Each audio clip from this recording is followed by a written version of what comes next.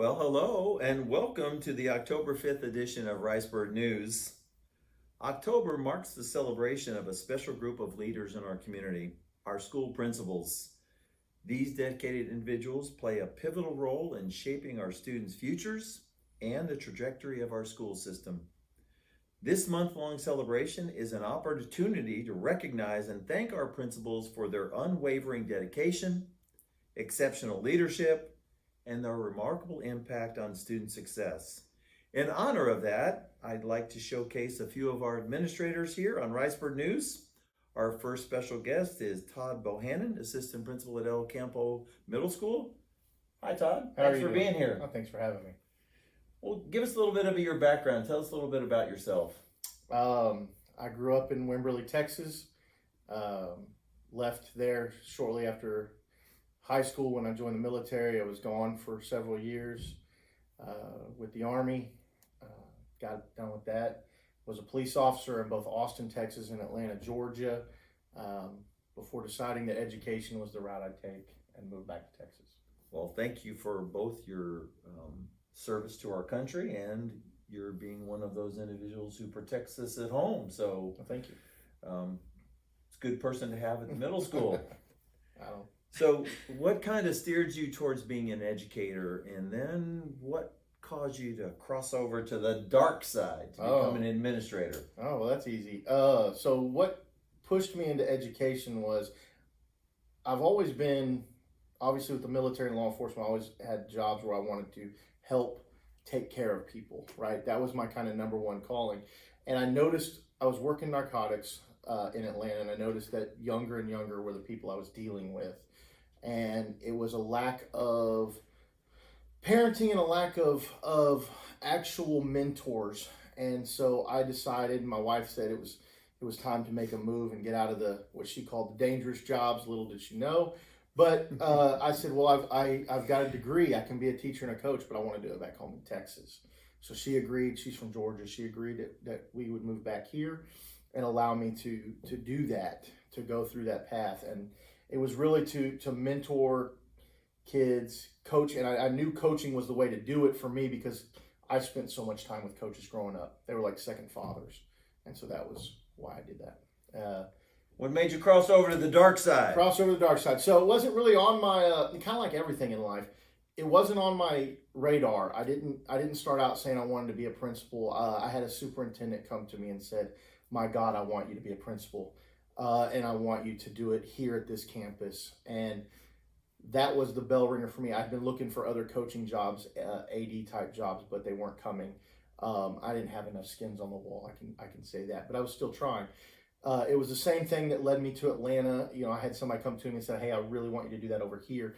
And I am not going to say I'm the largest Christian in the world, but I am Christian. I do believe that the doors are open for you by a higher power, and that when the doors are open, it's him kind of using other people to guide you in a certain direction. And so that was my guiding door, or the push for me that said, okay, I need to go do this and I need to leave the coaching world behind, which is what made me become a principal.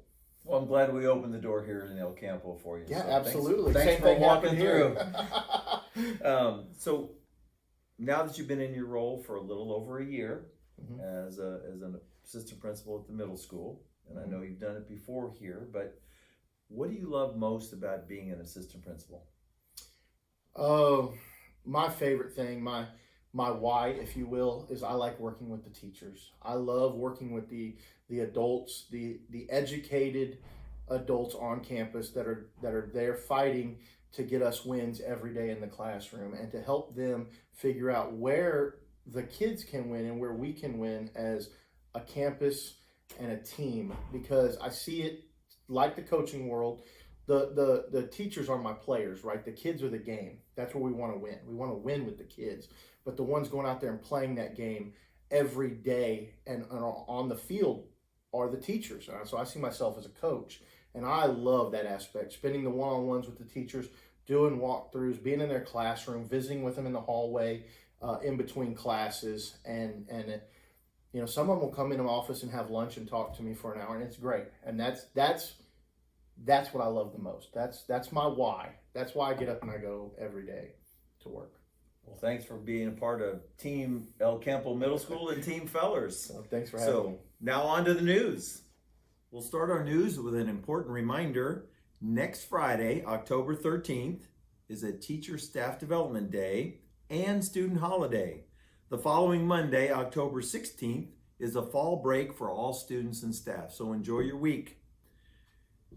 You might also have noticed the new signage that has been posted around our district campuses and facilities announcing our Guardian Program implementation. The signs communicate to visitors that our campuses have armed guardians that are an extra layer of protection to our school resource officers. Speaking of school resource officers, we'd like to recognize our school resource officers with our Salute to the Blue thank you. Corporal Jeff File serves at the high school. Officer Kendrick Matula works at the middle school. Officer Cindy Cardenas is stationed at Hutchins. And Officer Gabe Perales supports Myatt and Northside. So if you see him, give him a big thanks. Congratulations to all the Ricebird cattle exhibitors for being awarded the Premier Exhibitor FFA chapter in the Capital Division at Heart of Texas Fair and Rodeo. I'm also proud to announce Emily Glaze participated in the Texas Farm Bureau Speak Out for Agriculture Challenge in Waco. Emily finished fourth among 44 competitors, earning a $750 scholarship. So congratulations, Emily. In sports, the varsity Ladybirds are now 3-3 after beating Wharton last week in 3 intense sets. They had a bye on Tuesday and are back at it tomorrow night to host Sealy. Varsity plays at 5, followed by the JV and freshmen at 6.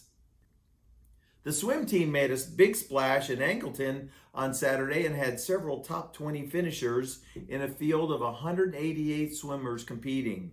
Those top 20 included Julian Little in the 50 and 100 meter freestyle, the 50 meter butterfly, and the 50 meter backstroke.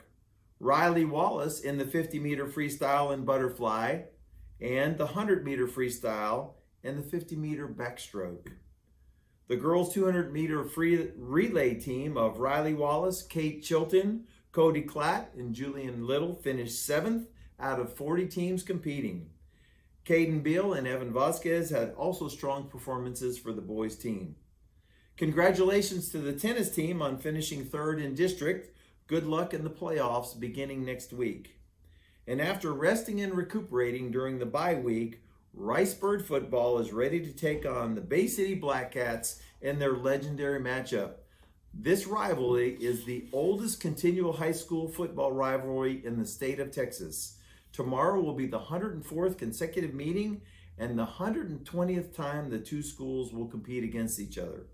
Kickoff is tomorrow night at 7 in Bay City. You can purchase your tickets online for $6 until noon on Friday, and tickets will all be $9 at the gate. Check our athletics page for tickets, stadium, and parking information. And in cross country, congratulations to our medalists at the Anderson-Shiro meet last week.